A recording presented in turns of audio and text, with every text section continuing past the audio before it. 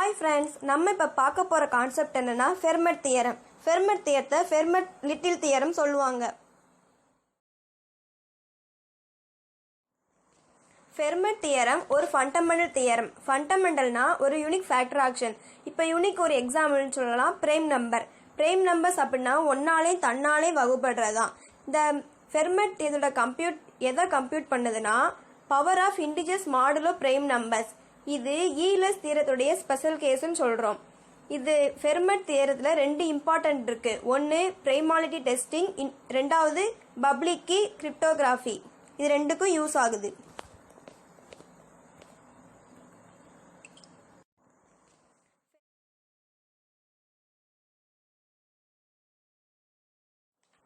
ஃபெர்மட் தியரத்தோட formula a⁻p−1 = 1 mod p.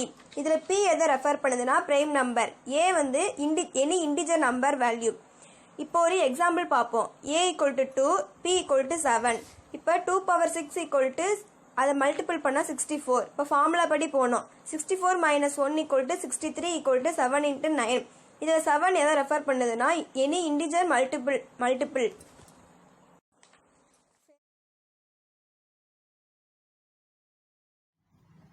நம்ம பார்க்க போகிறது என்னன்னா ஃபெர்மட்ஸ் little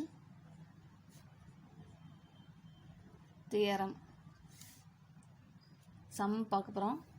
30 power 2020 divided by 90. So அந்த சம்மில் நமக்கு என்ன கேட்டிருக்காங்க அப்படின்னா ரிமைண்டர் என்னங்கிறத நமக்கு என்ன பண்ணியிருக்காங்க, கொஷின் பண்ணியிருக்காங்க. இப்போ 90ங்கிறது நமக்கு என்னது, ப்ரைம் நம்பர். ப்ரைம் நம்பராக இருந்தால் நம்ம என்ன இது யூஸ் பண்ண போகிறோம்னா ஃபெர்மட்ஸ் லிட்டில் தியரம் யூஸ் பண்ணணும். காம்போசிட் நம்பராக இருந்தது அப்படின்னா ஐலஸ் தியரம் யூஸ் பண்ணுறோம். ஸோ இப்போ இந்த கணக்குக்கு நம்ம என்ன பண்ண போகிறோம்னா ஃபெர்மட்ஸ் லிட்டில் தியரம் தான் யூஸ் பண்ண போகிறோம். சொல்யூஷன் 30 2020. இப்போ 30யை 90னால் என்ன பண்ண போகிறோம், டிவைட் பண்ண போகிறோம். 190s are 90, reminder 11. 11 பவர் நமக்கு என்ன இருக்குது 2020 mod 90. p = அப்போ நமக்கு என்ன இருக்குது 90. ஃபார்முலா இப்போ நம்ம என்ன பண்ண போகிறோம், ஃபார்முலா படி நம்ம என்ன பண்ண போகிறோம் p-1 = p-யோட வேல்யூ நம்ம என்ன வச்சுருக்கோம் 90. 19 - 1 19 - 1 80. Next 2020. 2020யை 80னால் என்ன பண்ண போகிறோம், டிவைட் பண்ண போகிறோம். 180s are 80, remainder 2. 180s are 80, remainder 4. 280s are 36, remainder 4. So இப்போ நம்ம 2020 கண்டுபிடிச்ச எல்லா வேல்யூ என்ன பண்ண போகிறோம், எழுத போகிறோம். 112 × 80 ரிமைண்டரில் இருக்கிற நம்ம என்ன பண்ண போகிறோம் +4. ஸோ இதில் போய் நம்ம என்ன பண்ண போகிறோம், அப்ளை பண்ண போகிறோம். 11 2020க்கு நம்ம என்ன ஆன்சர் கண்டுபிடிச்சிருக்கோம், 112 × 18 +4 mod 90. இப்போ அடுத்து என்ன பண்ண போகிறோம், ஸ்ப்ளிட் பண்ணி எழுதணும். 11 power 80 the whole power 112 into 11 power 4 mod 90. Next இப்போ நம்ம என்ன 90ங்கிறது என்னது பிரைம் நம்பர். ஸோ நம்ம என்ன பண்ண போகிறோம் Fermat's little theorem. Fermat's little தியரோட ஃபார்முலா என்ன இருக்குது, a⁻p−1 காம்போசிட் 1 mod p. p-யோட வேல்யூ என்ன இருக்குது 19 - 1 காம்போசிட் 1 mod 90. இப்போ a-யோட வேல்யூ நம்ம என்ன வச்சுருக்கோம் 11. 90 - 1 80 காம்போசிட் 1 mod 90. ஸோ இப்போ நம்ம 11 பவர் 18க்கு என்ன வேல்யூ கண்டுபிடிச்சிருக்கோம் 1. இதில் போய் என்ன பண்ண போகிறோம், அப்ளை பண்ண போகிறோம். அப்போ 11 பவர் 18க்கு 1 பவர் 112 இன்ட்டு 11 பவர் 4 mod 19. இப்போ 11 நம்ம என்ன பண்ண போகிறோம் 4 டைம்ஸ் என்ன பண்ண போகிறோம் மல்டிப்ளை பண்ணணும். 11 11s are 121, 11 11s are 121. 121 into 121 multiply பண்ணால் நமக்கு எவ்வளோ கிடைக்குன்னா 4641. 4641 mod 90. ஸோ இப்போ இதை என்ன பண்ண போகிறோம் அப்படின்னா டிவைட் பண்ண போகிறோம். 4641 divided 90. ஸோ இப்போ இதை டிவைட் பண்ணால் நமக்கு என்ன வேல்யூ கிடைக்கும் 717.578947. ஸோ இப்போ இதை வந்து என்ன பண்ண போகிறோம் டெசிமலுக்கு கன்வெர்ட் பண்ணணும். 0.578947. இப்போ நம்ம இதில் என்ன இருக்குது டிவிஷனில் இருக்குது. அப்போ அதை என்ன பண்ணிக்கலாம் மல்டிப்ளை பண்ணிக்கலாம். இப்போ 0.578947 இன்ட்டு 90 இது என்ன பண்ண போகிறோம் மல்டிப்ளை பண்ண போகிறோம். மல்டிப்ளை பண்ணால் நமக்கு என்ன கிடைக்கும் 10.999. ஸோ இப்போ 5ஓட என்ன இருக்குது அதிகமாக இருக்குது. ஸோ நம்ம இதை என்ன பண்ணிக்கலாம் ஒன்று ஆட் பண்ணிக்கலாம். அப்போ நமக்கு என்ன கிடைக்கு 11. ஸோ ரிமைண்டர் நமக்கு என்ன கிடச்சிருக்கு 11. அப்போ கொஷினில் எழுதுகிற மாதிரி எழுதணும்.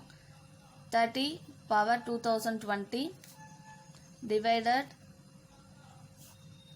90. ரிமைண்டர் நமக்கு என்ன கிடச்சிருக்கு ரிமைண்டர் 11. ஸோ நம்ம ரிமைண்டர் கேட்டனால 11ங்கிறத என்ன பண்ணிட்டோம் 11 தான் நமக்கு ரிமைண்டர். இதை கண்டுபிடிச்சிட்டோம். That's all. நம்ம இப்போ பார்க்க போகிற நெக்ஸ்ட் டாபிக் என்னன்னா ஃபெர்மட் லாஸ்ட் தியரம்.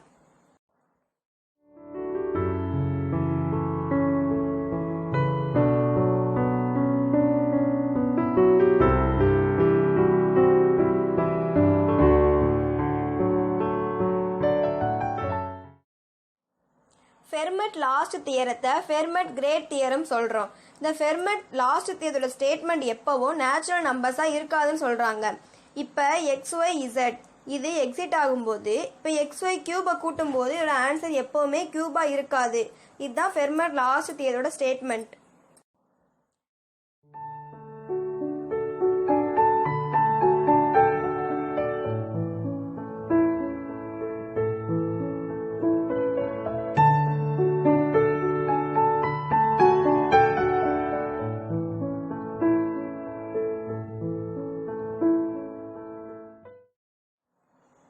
ஃபெர்மட் லாஸ்ட் தியரத்தை சம்டைம்ஸ் ஃபெர்மட் கன்ஜெக்டர் அப்படின்னு சொல்கிறாங்க.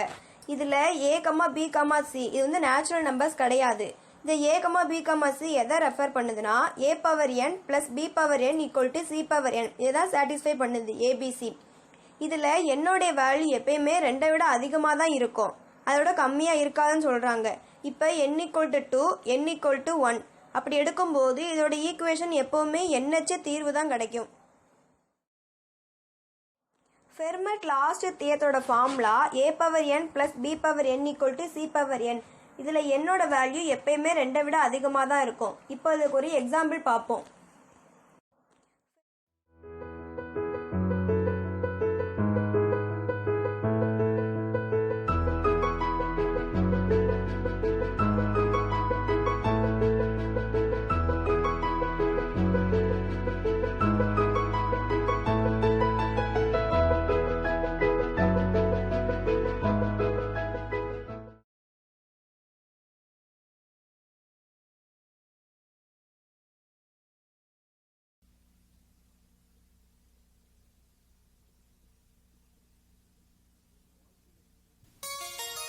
In the margin of an ancient book, the 17th century mathematician Fermat stated that the equation x to the n plus y to the n equals z to the n cannot be solved with non-zero integers x, y, z for any integer power n greater than 2, and then wrote, "I have discovered a truly marvelous proof that this margin is too small to contain."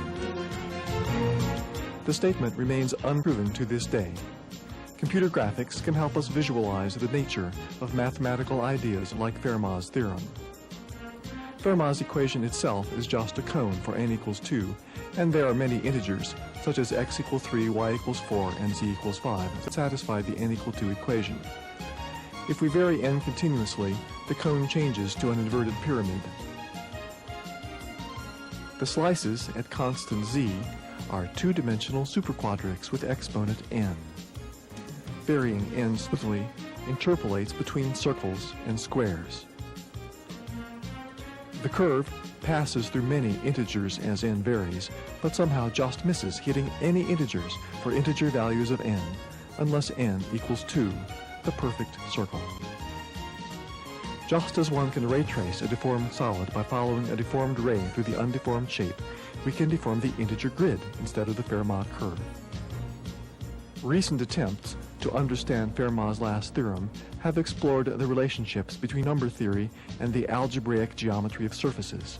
Instead of looking for intersections of a cone with a 3D grid of integers, we look for intersections of a real 2D curve with points whose coordinates are ratios of integers. In this framework, Fermat's equation extends to a two-dimensional surface embedded in the four-dimensional space called CP2, the complex projective space of two complex or four real dimensions. For each n, the surface becomes a patchwork quilt of n-squared pieces that surround the origin and extend to infinity in two complex dimensions. To visualize what is happening inside the surface, we can sweep the surface out from the outside in, or cut into the inside, or use transparent displays.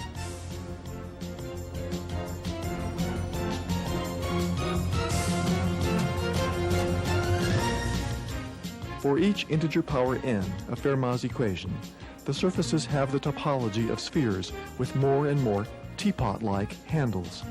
To see these as the closed surfaces they really are, we transform the surface so it lies within a compact sphere.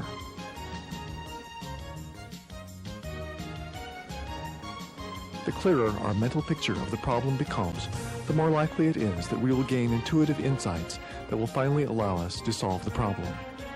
In fact, wait, I think I see a way to prove the theorem. Yes, I can prove it, but the proof is a bit long. Now, if only I could explain it to you before I run out of videotape.